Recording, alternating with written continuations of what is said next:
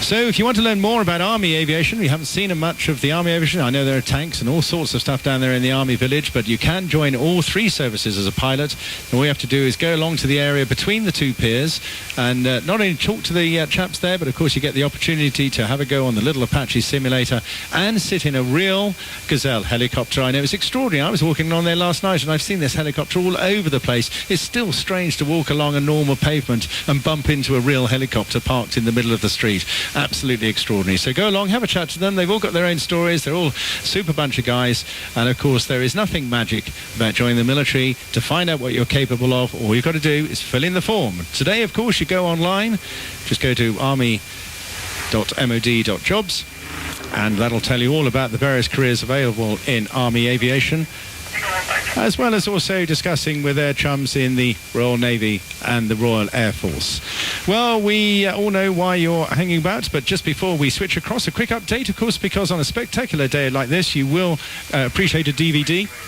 So, ladies and gentlemen, if you would wish to have an official Bournemouth DVD, text DVD to 78070. That's text DVD to 78070 for your commemorative Bournemouth 2014 DVD. Thank you very much for that quick answer. Right now, we all know what you're waiting for, the mighty Vulcan. But to take us there, please welcome back with Kate and her friends down in hospitality. Over to you, Kate.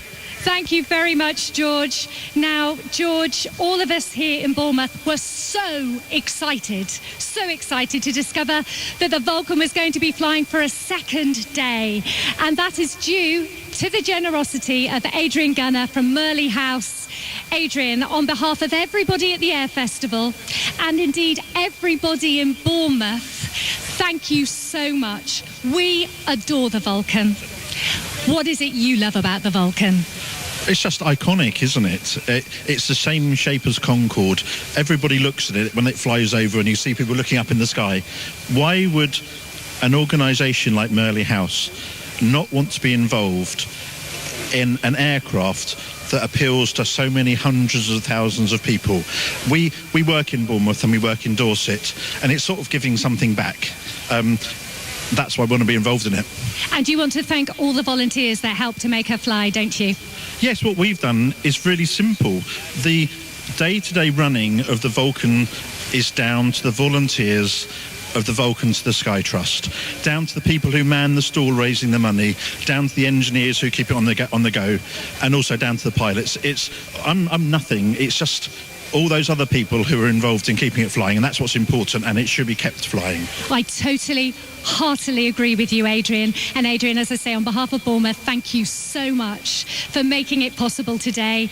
Let's have a look at the glorious, glorious majesty of, in my view, the best aeroplane ever built. Over to George and the Vulcan. Yes, it is indeed. Thank you, Kate, so much. Ladies and gentlemen, boys and girls, look to your left and you'll see a remarkable sight.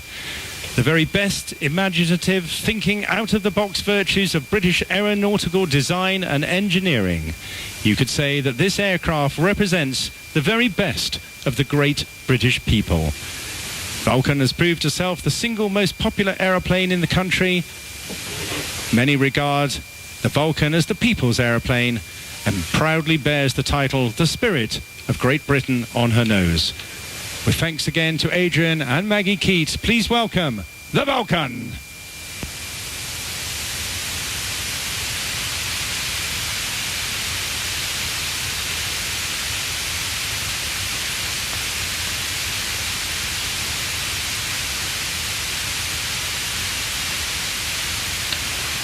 The British public have given an extraordinary £20 million already to keep this aircraft in the sky, a phenomenal achievement. It costs £2 million a year to run. That's about £38,500 a week. And unsurprisingly, raising that sum with the helps of the likes of Adrian and Maggie has been a continuous struggle. But taken to the air again in 2007 has been a phenomenal success. This aircraft originally having been retired by the Royal Air Force in 1993.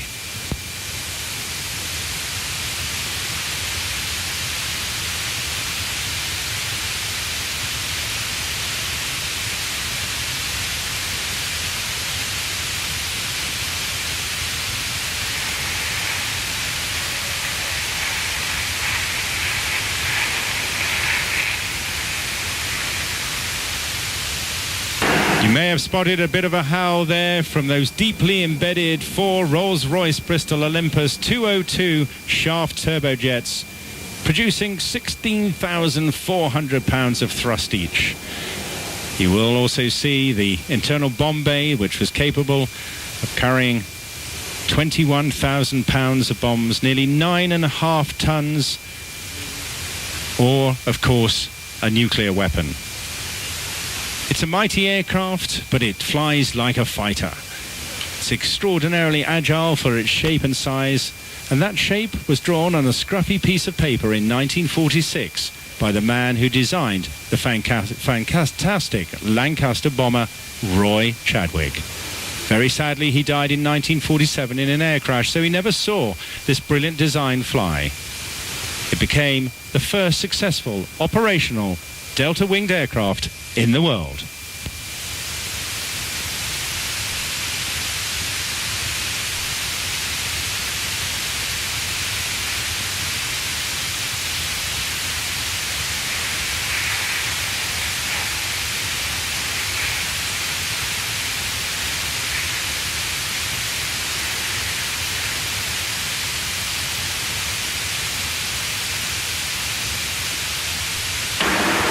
In the hands today of Captain Martin Withers and Captain Phil O'Dell.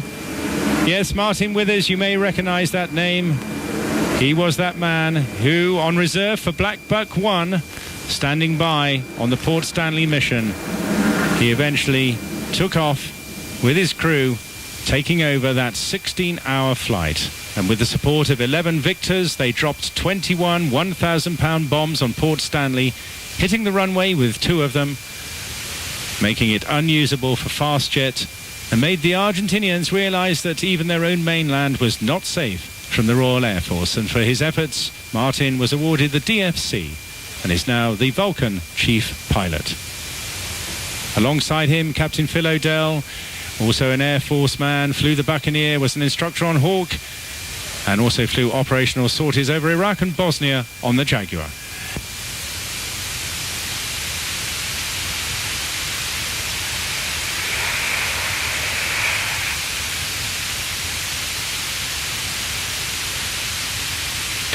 There you definitely heard that distinctive howl, unique to the Vulcan.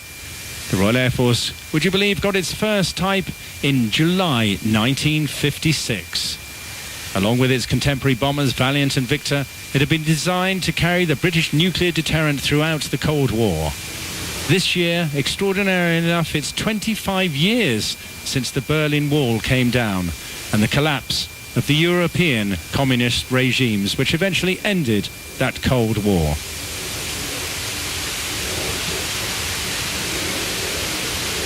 In the mid-60s, the Vulcans had handed over their awesome responsibility of carrying the nuclear deterrent to the Royal Navy, and they became a tactical low-level conventional bomber, but still capable of carrying nuclear weapons.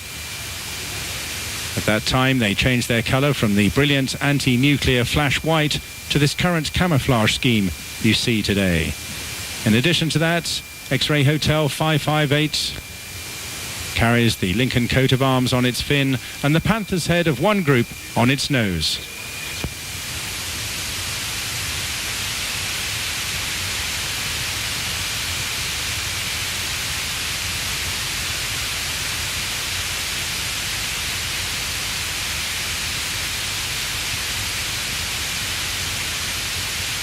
Those colours and those additional insignia representing all the Vulcan squadrons in the 1970s, 9, 12, 27, 35, 44, 50, 83, 101, 617,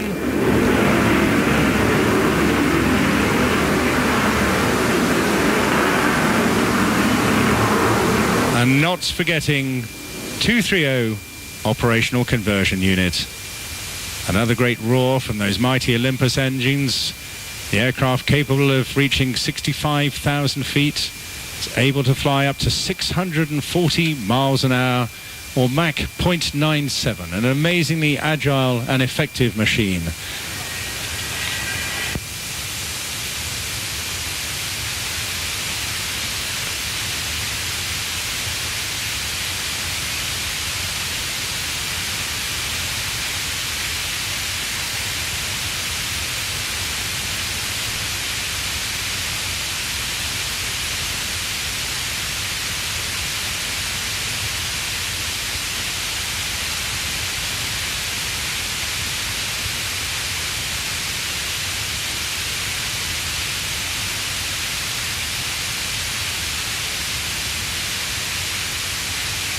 Well, you're seeing it on one of the best days that we've had this summer, undoubtedly, and for the second time.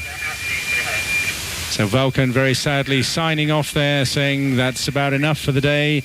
If you'd like to make a donation directly to the Vulcan to the Sky Trust, all you have to do is text the letters and figures VULC, VULC 145 to the number 70070. 70070. Just text the letters and figures VULC 145. But a personal thanks and a tribute to Adrian Gunner and Maggie Keat for bringing us that today. Adrian Gunner, of course, of Merley House Events, and a remarkable contribution. Thank you so much. Merley House, I understand, one of Dorset's best kept secrets for weddings, conferences and business events, all at honest prices. But very much in memory and a personal tribute to Harry Gunner, who was a massive fan of the Vulcan.